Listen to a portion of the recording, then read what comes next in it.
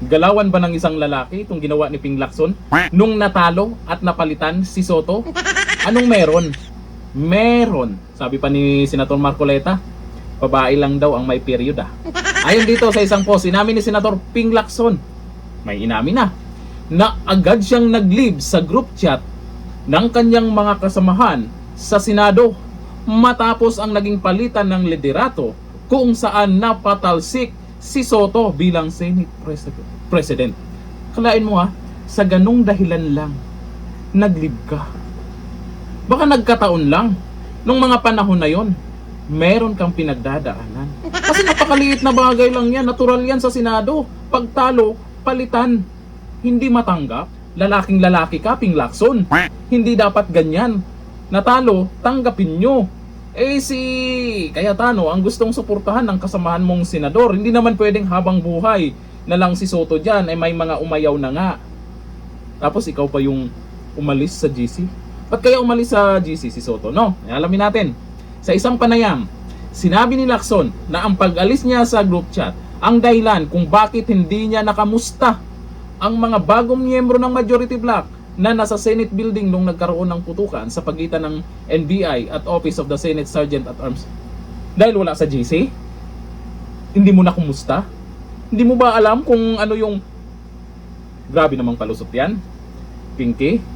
Napakababaw na palusot yan. Dahil wala sa GC, hindi na kumusta dun sa nangyari dyan sa Senado. Talaga ba? Talaga ba? Kung talagang concern ka sa mga kasamahan mo, direkta mong i-message ang mga yun. Direkta mong kumustahin ang mga yun. Hindi yung, ay, wala na ako sa GC. Kaya hindi ko niya kamusta.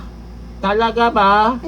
Matatanda ang naglabas ng sama ng loob si Senator Pia Cayetano dahil sa hindi man lang umano sila kinamusta ng Minority Bloc noong siya ay natatakot na sa nangyari sa loob ng Senate building. Abay, nauna pa nga silang umuwi, di ba? Di ko lang alam kung bakit nauna silang umuwi. May nakakaalam ba na may mangyari talaga dyan sa Senado? Yan po yung katanungan ng karamihan kasi bakit sila yung nauna na umuwi? Tapos ayon dito kay Senator Pia Cayetano, ay hindi man lang daw sila kinumusta ng mga nasa Minority Bloc. Bakit hindi ba sila nakamove on matapos ang butuhan? Anong meron? Dahil dito sa ginawa ni Ping Lacson, marami na namang nagko-comment dyan. Lagi kong nababasa, Pinky, lalaki ba yan? Pinky. Sa totoo lang, lalaking lalaki yan. Matigas yan. Walang period yan.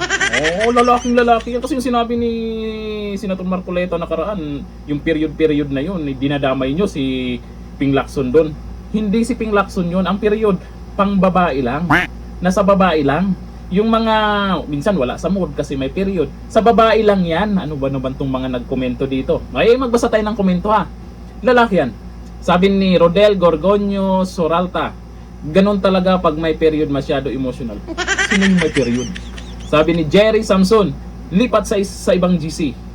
May GC bang nilipatan? Ping Lacson. Sabi ni Arkman Filmar, may period to. Ako yung mga komento nyo Sabi ni Big Nexki, ang galing talaga sa alibay si Madam Pinky. Yung palusot kasi niya na dahil wala na sa GC, hindi yan hindi yan uubra sa mga ganyang palusot na yan. Kasi kung talagang may concern ka, pwede ka pang mag-live para kumustahin kung wala kang kontak. Kung talagang nag-alala ka sa kapwa mo senador, may paraan. Hindi yung dahil sa wala sa GC. Siyempre yung mga makukontak nyo naman siguro. Meron naman sigurong messenger or telephone number or kung ano yung paraan para kumustahin yung kapwa senador nyo sa loob ng Senado. Sabi ni Baclayon Rex, iyak si Pinky, move on na. Ay, yun nga kasi ang nangyari. Matapos kayong mapalitan at iba na ang majority, masyado nyong dinidibdib. Ngayon, doon sa nangyari sa Senado nakaraan, sa tingin nyo, yung mga naiwang senador doon ay magtiwala pa sa inyo, sasanib pa sa inyo.